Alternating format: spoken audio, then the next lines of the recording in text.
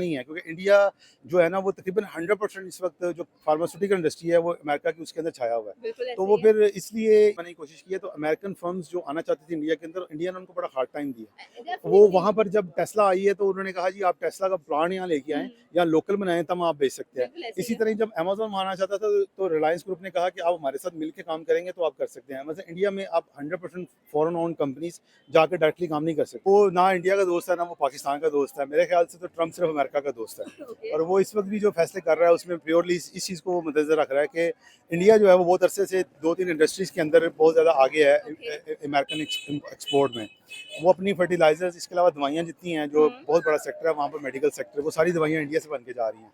तो India president Trump की बात करेंगे जो कि काफी ज्यादा मैड हम लोगों को नजर आ रहे हैं पिछले कुछ दिनों से रशिया और यूक्रेन को वॉर को लेकर काफी ज्यादा कह लें कि सीरियसनेस ट्रम्प के अंदर हम लोगों को नजर आ रही है। लेकिन ये जो सीरियसनेस है सबसे ज्यादा अफेक्ट कर रही है साउथ ईस्ट एशिया के अंदर भारत को। और अगर भारत की बात की जाए तो भारत भी अपनी जो सॉवरेनिटी है उसको छोड़ता हुआ दिखाई नहीं दे रहा है। पहले कह लें कि कहा कि मैं यहाँ पर 1000% टैरिफ लगाऊंगा, फिर कहा कि मैं 100% लगाऊंगा, फिर कहा कि मैं 25% लगा रहा हूँ। लेकिन करते कराते फाइनल क्या हुआ है कि 50% जो टैरिफ है वो अमेरिका ने भारत पर लगा दिए हैं। और स्पेशली अगर देखा जाए तो एक बहुत जबरदस्त जर्नलिस्ट थी इंडिया की जिन्होंने ये सवाल किया ट्रम्प से कि आप जो इंडिया को मना करते हो कि क्रूड ऑयल आप रशिया से ना खरीदें, पर आप क्या कर रहे हो, आप अपनी सारी जो केमिकल फर्टिलाइजर्स हैं वो रशिया से खरीद रहे हैं और भारी भरकम रुपए भी उनको दे रहे हैं। तो ट्रम्प ने आगे से बड़ा स्ट्रेट फेस बनाकर कहा कि मुझे इस चीज के बारे में कुछ पता नहीं है, पता चलेगा तो मैं डेफिनेटली मीडिया को ये चीजें बताता हुआ नजर आऊंगा।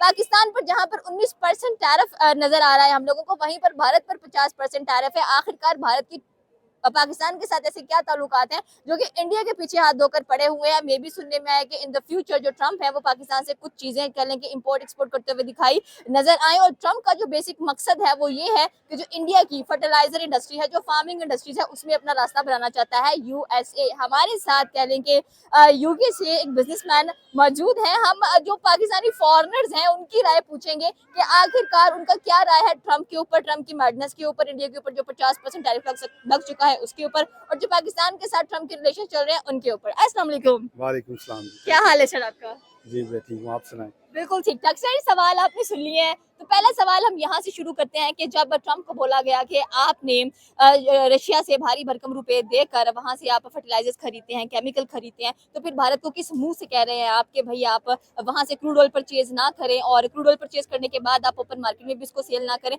ये तो ट्रम्प की जो हिपोक्रेसी है वो नजर आ रही है। देखिए ट्रम्प एक बिजनेसमैन है और बिजनेसमैन जो होता है वो किसी को भी नाराज नहीं करता, बल्कि वो अपना फ़ायदा सोचता है। तो Trump being an American president obviously America का फ़ायदा सोच रहा है इस वक्त कि अमेरिका को किस चीज़ के अंदर फ़ायदा है। वो एक बहुत बड़ा रेवेन्यू जनरेट करता है अमेरिका से, और अमेरिका को इन रिटर्न बहुत कोई ऐसी चीज़ नहीं भेज सकता इंडिया जो इंडियन यूज़ करते हों। तो लिहाजा अब अमेरिका को बिलियंस ऑफ डॉलर्स पे करना पड़ता था हर साल इंडिया को। इंडिया की मीशत ताकतवर हो रही थी उससे, लेकिन अमेरिका को ऐसा जो रेवेन्यू के अंदर इतना फ़ायदा नहीं था। तो वो अब चाह ये रहे हैं कि इस रेवेन्यू को इंक्रीज़ किया जाए। अगर $100 बिलियन की इंपोर्ट आती हैं अमेरिका में, तो उसका जो अच्छा खासा जो उसका फ़ायदा है वो गवर्नमेंट को भी हो। तो ट्रम्प इसका एक तो ये नैरेटिव है, और दूसरा मेरा ख्याल है कि पॉलिटिकली वो इंडिया को प्रेशराइज भी करना चाहते हैं। अभी उन्होंने जो नाफिज किया ना वो सिर्फ 25% किया है, तो 25% अभी उन्होंने 21 डेज दिए हैं कि हम इसको अभी टाइम लेंगे। एक्चुअली सुनने में आया था कि 7 अगस्त तक, यानी कि आज 7 अगस्त है तब इम्प्लीमेंट किया जाएगा। एग्जैक्टली। लेकिन कह लेंगे फिर से उनका मूड चेंज हुआ, शायद उनको मूड स्विंग्स होते रहते हैं। वो कहते हैं कि अब 50% फाइनली डिसाइड हुआ है, ये 26 अगस्त से इंडिया के ऊपर इम्प्लीमेंट किया जाएगा। अभी उन्होंने टाइम दिया उनको 21 डेज का, तो देन दे विल सी कि इस दौरान वो क्या निगोशिएट करते हैं। तो इंडियंस अपनी कोशिश कर रहे हैं कि वो इसको कम करवा लें, लेकिन ट्रम्प इस मूड में नज़र नहीं आ रहे। ट्रम्प फिलहाल एग्रेसिव मूड में है और वो ये देख रहे हैं कि जो है इंडिया को जितना दबा सकते हैं दबाएं। उनको थोड़ा सा पर्सनली मेरा ख्याल है कि वो कोई पर्सनैलिटी क्लैश भी है इस वक्त मोदी के साथ। तो जो वो मोदी का लेकिन क्लैश, जब इलेक्शंस हुए हैं तब तो अच्छा खासा ट्रम्प ने कहा कि इस बार मोदी सरकार, और मोदी ने भी कहा कि इस बार ट्रम्प सरकार, तो फिर इतने दम एकदम से क्लैशेस क्यों इतने ज्यादा नजर आ रहे हैं? और अगर हम लोग देखें तो जो ट्रम्प का पहला टेन्योर था, उसके बाद हमें बाइडन, उसके बाद हम कह लें कि ओबामा है, बाइडन है, बुश है, सबके साथ काफी अच्छे ताल्लुकात हैं भारत के। इस बार आई थिंक सो कि जो ट्रम्प है वो थोड़े से मेंटली रिलैक्स नजर नहीं आ रहे हैं। देखिए मोदी सरकार और ट्रम्प ये दोनों नेशनलिस्ट हैं। ये दोनों जो हैं अपने अपने मुल्क के अंदर जो मोदी है वो हिंदुत्व का प्रचार करता है, और जो अमेरिकनिज्म का है कि America is a great country, I will make America great again, ये उसका जो है ना वो ट्रम्प का एक अपना स्लोगन है। तो ये दोनों जब इतने सख्त नेशनलिस्ट आपस में मिलते हैं ना, तो उनका पर्सनैलिटी क्लैश भी कहा जाता है। तो हो ये रहा है कि ये जो खास तौर पे पाक भारत जंग हुई है, इसके बाद से ये सामने आया है कि क्योंकि इंडिया ने एक्नॉलेज नहीं किया इस चीज़ को कि वो पाकिस्तान जो है ना, वो उसकी ये जंगबंदी अमेरिका ने करवाई है, जबकि ट्रंप ने कई फोरम्स के ऊपर ये बात की कि मैंने ये बंद कराई है, तो मुझे क्रेडिट दो इसका। आई think so that is the main point कि जब कह लें कि लोकसभा के अंदर नरेंद्र मोदी से पूछा जा रहा था, तो उन्होंने कहा कि जेड वेंस से उनका कॉल आया और मैंने उनका कॉल रिजेक्ट भी किया, और ट्रंप का कोई रोल नहीं है कि वो बीच में आकर अब कहें कि हमने सीज फायर कराया। तो राहुल गांधी ने इस चीज का बेनिफिट उठाया, और इसका जो बेनिफिट है वो भारत पर भारी पड़ रहा है कि 50% टैरिफ्स लगा दिए गए हैं इंडिया के ऊपर। लेकिन इंडिया अपनी सोवरेनिटी को लेकर काफी स्ट्रांग नजर आ रहा है। उसकी पहली प्रायोरिटी उसकी आवाम है। उसने कहा कि मुझे चाहे जो कुछ मर्जी कर लो, बट मैं जो क्रूड ऑयल है वो रशिया से ही परचेज करूंगा और अपनी आवाम के लिए पहले सोचूंगा। और जो फार्मिंग इंडस्ट्री है इंडिया की, यूएसए का जो मेन टारगेट है, क्या लगता है कि उस तक रसाई हो पाएगी ट्रंप की? देखिए इस वक्त फूड जो है ना, वो दुनिया का एक इशू है, क्योंकि जिस तरह आबादी बढ़ती जा रही है, फूड क्राइसिस दुनिया में बढ़ रहा है। खासतौर पर यूक्रेन जो था, वो एक बड़ा बड़ा फूड प्रोड्यूसर था, तो उसके बाद उनको कोई ऐसी लैंड्स नहीं है जहाँ पर वो फार्मिंग कर सकें, फूड प्रोड्यूस कर सकें, अपने मुल्क के अंदर फूड लेके जा सकें। इंडिया उनका गुड पार्टनर है जो इनको ये चीज़ें पास में प्रोवाइड करता रहा है। बट अब जो है ना, ट्रंप इसको हर चीज़ को जो अमेरिका इंपोर्ट करते हैं ना, वो इसको पॉलिटिकली और इकोनॉमिकली गेन करना चाहते हैं, ज़्यादा से ज़्यादा बेनिफिट, जिसकी वजह से वो अग्रेसिव हो रहे हैं टैरिफ के ऊपर। मेरा ख्याल है चीज़ें 50% नीचे आएंगी, क्योंकि दुनिया में दो ही मुल्क हैं इसमें, ब्राज़ील और इंडिया, जहाँ पर इतना टैरिफ लगाया गया है। तो ये सस्टेनेबल, ये अमेरिका की इंडस्ट्री खुद जो है ना, वो इतनी काबिल नहीं है कि वो इतनी जल्दी उसको ऑल्टरनेटिवली प्रोड्यूस कर सके। दुनिया से वो अगर उसको बनाने निकलेंगे तो उसके लिए भी उनको भी टाइम लगेगा, तो लिहाजा उनको भी थोड़ा सा लीन डाउन करना पड़ेगा। बट ये कि अभी ये चीज़ उनको एक रेड अलर्ट कर देती है इंडिया को कि आपको इन फ्यूचर अपने आप को थोड़ा सा एवेल्यूएट करना चाहिए कि जो आपने चीज़ें एक्सपोर्ट करनी है अमेरिका को, उसके ऊपर ज़्यादा डिपेंडेंट ना हो।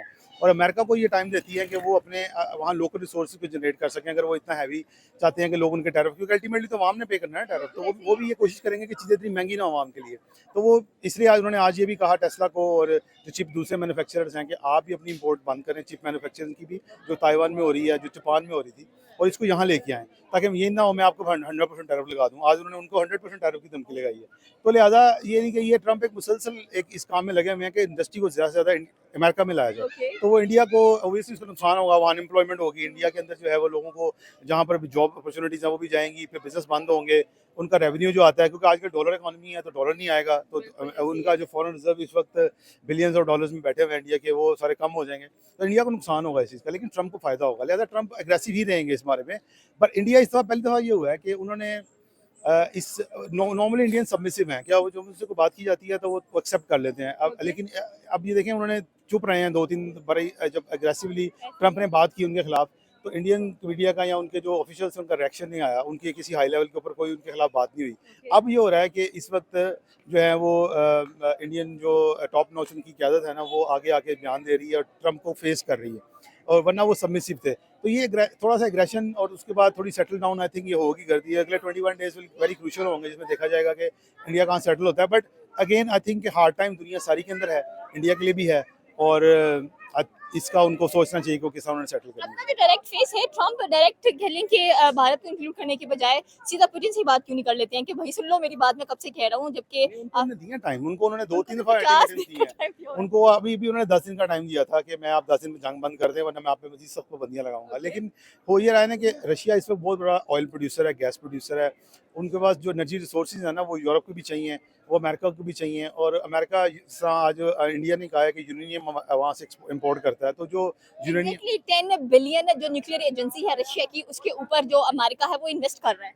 जी, तो उन्होंने कहा कि आप तो खुद उनसे न्यूक्लियर एनर्जी ले रहे हैं, उनसे यूरेनियम ले रहे हैं अफ़ज़ा हुई हुई, तो आप हमें कह रहे हैं कि ये हमारे लोगों की ज़रूरत है। जिस तरह आप कहते हैं कि आपने वहाँ पर अपने एटमी प्लांट चलाने हैं और बिजली पैदा करनी है, लिहाजा हमने अपने लोगों की मोटरसाइकिलें चलानी है, गाड़ियाँ चलानी है, हमें तेल इंपोर्ट करना पड़ता है। लेकिन ये देखें कि अमेरिका जो है ना, वो माइट इज़ राइट है इस वक्त दुनिया के अंदर। इस वक्त दुनिया में डंडे की कुम्में चल रही है, और वो उसकी वजह से ये हो रहा है कि अमेरिका कहता है कि जो मैं कहता हूँ वो ठीक है, जो तुम कहते हो गलत है।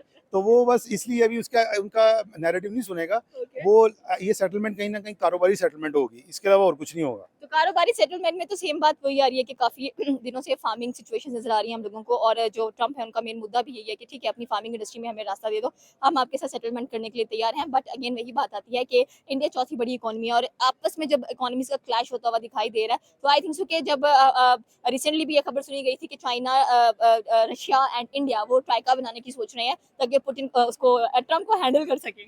जी, ब्रिक्स तो आपको पता है काम कर रही है। ये जो ब्रिक्स से सारे कंट्रीज़ हैं, इंडिया उसका बड़ा एक इम्पोर्टेंट पार्ट है। एग्जैक्टली। और ये पीछे हुआ है कि इंडिया ने इस चीज़ को एनालिसिस किया है कि भाई अमेरिका जो है ना वो हमारा हर चीज़ के अंदर जहाँ पर उनको फ़ायदा हम देते हैं तो वो हमारा इस्तेमाल भी काफ़ी अग्रेसिवली कर रहे हैं। मसलन ये है कि जिस तरह आप कह रही हैं कि फार्मिंग इंडस्ट्री के अंदर उन्होंने अपने पहुँच वहाँ लोकल पार्टनर लेना पड़ता है उनको साथ। वो लोकल पार्टनरशिप जो है ना वो उनको अच्छे खासे आपको शेयर होल्डिंग देनी पड़ती है, प्रॉफिट्स देने पड़ते हैं, देन ही आप काम कर सकते हैं। तो वो अमेरिका का ये भी कहना है कि भाई हमारी कंपनियाँ जो आपके पास यहाँ की नहीं काम कर सकती, आप उनको ओपन स्पेस नहीं देते और आप हमारे मुल्कों में आके ओपनली काम कर रहे हैं, ओके। तो लिहाजा आप हमें यहाँ पे ओपन स्पेस दें और या फिर आप भी इसी तरह रिस्ट्रिक्टेड काम करें। अगर यूएसए की बात करें तो सबसे ज्यादा मिलियनियर्स इंडियंस नजर आते हैं यूएसए के अंदर। जी, बिल्कुल बिलियनियर्स बिल्कुल इंडियंस हैं। वैसे वो तो अपनी प्रोफेशनल्स हैं ज़्यादातर वहाँ पे, एग्जैक्टली। जो आईटी के अंदर इंडिया ने बहुत अच्छे प्रोड्यूस किए हैं अपने प्रोफेशनल्स, वो हैं ज़्यादातर लोग। कारोबारी भी वहाँ बहुत ऐसे हैं जो इंडियन आज़ाद हैं। बट ये कि वो हर तबके के ही हैं। America is land of opportunity, वहाँ जो लोग गए हैं उन्होंने तरक्की की है, अमेरिका ने उसको अपॉर्चुनिटी दी है। तो वो अमेरिका का उसमें है, मेरा ख्याल है ज़्यादा किरदार इंडिया का नहीं है कि वो इंडियन बैकग्राउंड के हैं। और पाकिस्तानी भी वहाँ पे हैं काफ़ी जो ये अच्छी परफॉर्मेंस दी है और अच्छे पाकिस्तान बिल्ड। के ऊपर 19% टैरिफ लगाए लेकिन अब आपको तो कोई पता ही नहीं। हाँ, लेकिन ये पाकिस्तान आई के लिए थिंक बहुत सो, अच्छी एक अपॉर्चुनिटी है। Second, sorry, I think so कि जो ओवरसीज है ना they have much more better knowledge than the Pakistani user living in Pakistan, because I think so कि यहाँ पर आप देखिए किसी को भी फर्क नहीं पड़ रहा कि 20% टैरिफ लग गया, उनको नहीं पता कि शायद डॉलर बढ़ जाए, सोना महंगा हो जाए, and they were just chilling. देखें ये एक्सपोर्ट जो है, ये जो लोग एक्सपोर्ट करते हैं या जो इस फील्ड में हैं उनको ज़्यादा इसका फ़र्क पड़ेगा। बट आई थिंक कि ये बहुत बड़ी अपॉर्चुनिटी है पाकिस्तान के लिए। ओके। अगर इंडिया पे 25% भी रहता है तो पाकिस्तानी प्रोडक्ट 6% तो ऑलरेडी चीप हो गई और अभी आज के दिन तो हम 31% चीपर है। तो हम कम्पीट कर सकते हैं, जहाँ हमारी बिजली महंगी हो गई थी उस चीज़ को हम कम्पनसेट कर सकते हैं। तो हमारी प्रोडक्ट्स जो पाकिस्तान जिसमें स्ट्रेंथ है पाकिस्तान की, वो यहाँ की बेडशीट बेडिंग्स हैं, वो पाकिस्तान दुनिया में एक्सपोर्ट करता है। यहाँ की डेनिम जीन्स है जो हम एक्सपोर्ट करते हैं पूरी दुनिया के अंदर, तो उसमें इंडिया हमारी मार्केट ले रहा था। अब ये हमारे पास वक्त आया है कि हम दोबारा उस चीज़ को अपनी यूज़ करें और इसको एग्रेसिवली मार्केट करें दुनिया को। और क्योंकि हमारी इस वक्त हम गुड बुक्स में ट्रम्प के साथ हैं, पाकिस्तान जिंदाबाद के नारे भी लगा रहा है ट्रम्प, तो हम इसको इस्तेमाल करें और पाकिस्तान को जो है वो अपने We बेनिफिट। don't know कब Trump, because I think so कि 2025 के अंदर अगर सबसे ज्यादा कोई मैड प्रेसिडेंट नजर आ रहा है दैट इज ट्रम्प। उसको बोला भी जा रहा है कि that he is the most mad president, because कब कहाँ पे इनका दिमाग फिर जाए हमें पता नहीं चलता। पहले ये भी देखा गया कि जहाँ पर उन्होंने कहा कि हम पाकिस्तान के साथ एक बड़ा ही ऑयल ट्रेड करने वाले हैं, और उसके बाद 19% टैरिफ लगा दिया। अब कहा है कि हम शायद पाकिस्तान से ही कुछ ना कुछ खरीदने की कोशिश करें, तो ये ना हो कि कल का दिन आए और यहाँ पर हमें इंडिया से भी ज्यादा टैरिफ नजर आ जाए। नहीं, पाकिस्तान की देखें इतना ज़्यादा एक्सपोर्ट है नहीं, इंडिया की तो बहुत ज़्यादा बहुत है। ज्यादा हाँ, है। इंडिया की पाकिस्तान की तो इट्स लाइक 6-7 बिलियन की एक्सपोर्ट है सिर्फ अमेरिका को। हम जो है वो इतना बड़ा उनका हदफ हो नहीं सकते। वो पाकिस्तान को डिफरेंट तरीके से इस्तेमाल करना चाहते हैं। मसलन जो अभी हमारे जनरल साहब गए थे उनके साथ उन्होंने लंच किया है, उसको वो चाह रहे हैं क्योंकि पाकिस्तान ने अपने आप को एक पावर शो करवाया दुनिया के अंदर, तो वो कहते हैं कि पावर हमारे साथ ही खड़ी हो। तो वो पाकिस्तान के साथ इस वक्त खड़े हैं क्योंकि पाकिस्तान पावरफुल है इस वक्त राइट नाउ। तो अगर पाकिस्तान की फौज ने जो किया है इस वक्त अच्छा कारनामा अंजाम क्या दिया है। हम सिर्फ पाकिस्तान की फौज को लेकर कह रहे हैं कि पाकिस्तान पावरफुल है? यहाँ कुछ और सिम्टम्स भी नजर आते हैं, कुछ और सिनेरियोज भी नजर आते हैं।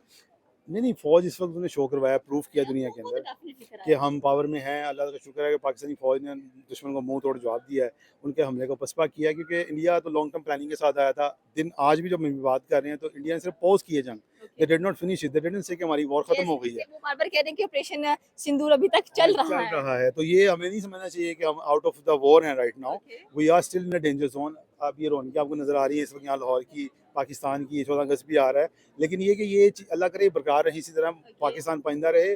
बट दुश्मन हमारा सरहदों में बैठा है और ये उसको भी इदराक है कि हम जो है ना वो पाकिस्तान को दबाएंगे तो इसमें उनका पॉलिटिकल फ़ायदा भी, आगे बिहार का इलेक्शन भी आ रहा है इंडिया के अंदर, तो वो इस चीज़ को कभी भी इस्तेमाल कर सकते हैं कि वो दोबारा एक दफ़ा यहाँ ट्रिगर कोई प्रॉब्लम करें क्रिएट। तो पाकिस्तान को जो ताकतवर मुल्क हैं उनका अलायंस चाहिए, ब्रिटेन का, यूरोप यूनियन का, इसके अलावा अमेरिका का, तो वो लोग भी इस वक्त पाकिस्तान के साथ हैं खड़े हुए। और आई होप कि ये लॉन्ग टर्म चलेगा, क्योंकि पाकिस्तान ने काफ़ी कुर्बानियाँ दी हैं। जो वॉर और टेरर था उसके उसके ऊपर अफगानिस्तान के अंदर ये जो प्रॉब्लम रही है वहाँ पर भी अमेरिका का साथ दिया पाकिस्तान ने।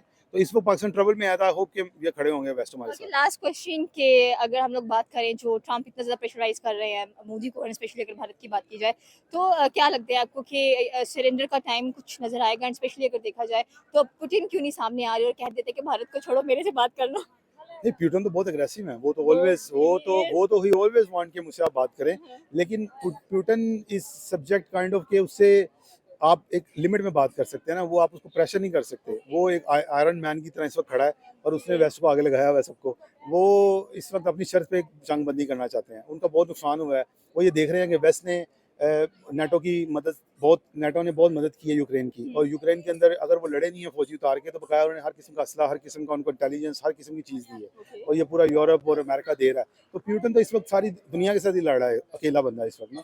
तो वो किसी शर्तों पे जो बहुत उनके मुल्क के लिए फेवरेबल होंगी, एटलीस्ट वो यूक्रेन के 3 हिस्से करेंगे, उसके अंदर जो उनके 2 पार्ट्स हैं वो रशिया का पार्ट बनेंगे। तो इस तरह की उनकी फरमाइशें हैं जो अभी मेरा ख्याल है इनके मुश्किल लग रही हैं। हाँ, तो वो जब इस बनाते पे पहुँच जाएंगे कि यूक्रेन के 2 या 3 पार्ट हो जाएँ, क्योंकि यूक्रेनियन चाहते हैं कि हम उसी टेरिटरी को रिटेन करें जो उनको ओरिजिनल थी। तो ये कुछ चीज़ें हैं, जब ये सेटल होंगी तो ये जंग बंद होगी, उससे पहले नहीं होगी। ऐसा नहीं होगा आप बात करके ख़त्म कर लेंगे, you have to give and take something, okay इस तरह होगा मेरा ख्याल है। ओके, ये थी पाकिस्तानी बम की राय की। अगर देखा जाए तो ट्रंप 50% टैरिफ कह लें कि इंडिया पर लगा चुके हैं, जो कि 26 से इंप्लीमेंट होते हुए दिखाई दे रहे हैं। But the point is that कि इंडिया अपनी सॉवरेनिटी को कभी भी लूज नहीं करेगा। और अगर बात की जाए इंडियन अवाम की, तो वो भी अपने कह लें कि जो प्राइम मिनिस्टर हैं उनके साथ खड़े होते हुए दिखाई दे रहे हैं। स्पेशली अगर पाकिस्तान की बात करें तो क्या लगता है कि पाकिस्तान की वारे न्यारे नजर आ रही हैं? Still India is on the top of the list. आपकी क्या राय है नीचे के कमेंट सेक्शन में बता सकते हैं। हमारे चैनल को सब्सक्राइब करना बिल्कुल मत भूलिएगा। तो मिलता है अगली वीडियो।